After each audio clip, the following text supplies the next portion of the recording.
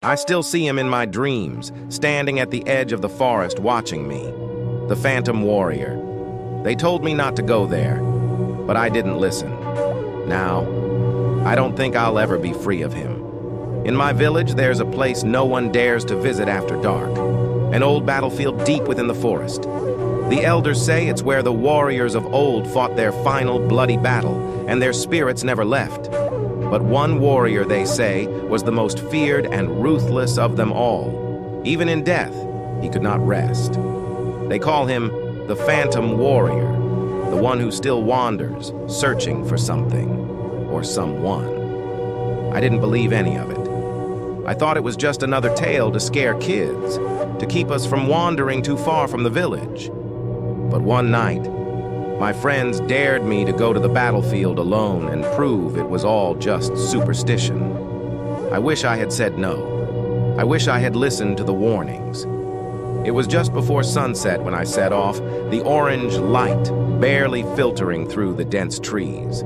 The deeper I walked into the forest, the quieter it became. No birds, no crickets, not even the wind. Just an unsettling silence that wrapped around me like a heavy blanket. By the time I reached the clearing, the last light of the sun had vanished. The old battlefield stretched out before me, overgrown and forgotten.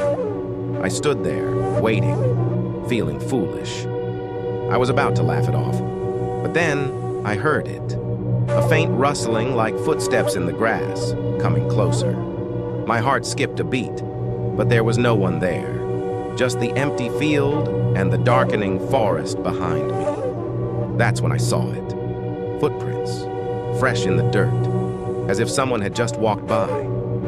But I was alone. I took a step back, and then the air around me grew cold. So cold I could see my breath hanging in the air. I should have run, but I didn't. I just stood there, frozen in place, too scared to move.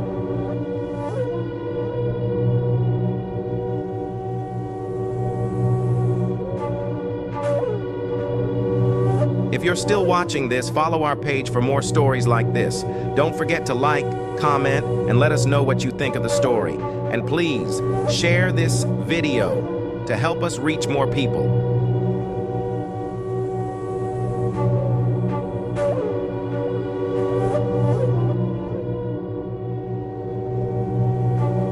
Before I could gather my thoughts, I heard it. A low, steady sound, the clanking of metal. And then, out of the shadows, he appeared. Tall, draped in rusted armor, his face hidden behind a cracked helmet. The Phantom Warrior. He didn't speak. He didn't need to. His presence alone was enough to send a wave of fear crashing over me. His sword, old and stained with the battles of the past, hung loosely by his side. He lifted his hand. And even though I couldn't see his eyes through the helmet, I knew he was staring straight at me. He pointed, a long, bony finger emerging from the sleeve of his armor, as if to command me to come closer. I was shaking, but my legs wouldn't move. It was like the ground beneath me had turned to stone, and I was rooted to the spot. The whispers started then. A chorus of voices, quiet at first, but growing louder with each second. They were all around me, circling, pressing in. Stay with us, they seemed to say. The words weren't clear, but the message was.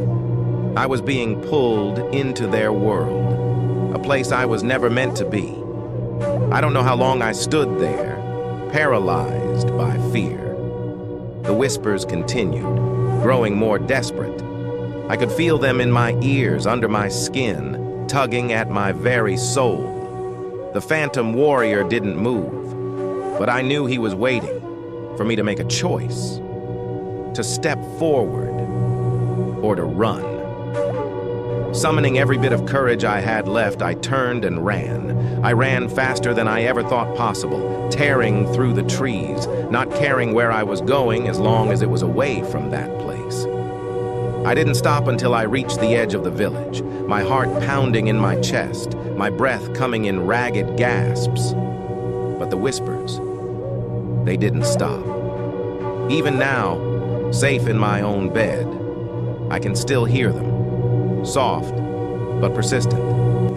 And every time I close my eyes, I see him, the phantom warrior, standing at the edge of the forest, waiting for me to return. Maybe I escaped that night, but deep down, I know he's still watching. And one day I fear he'll come for me again.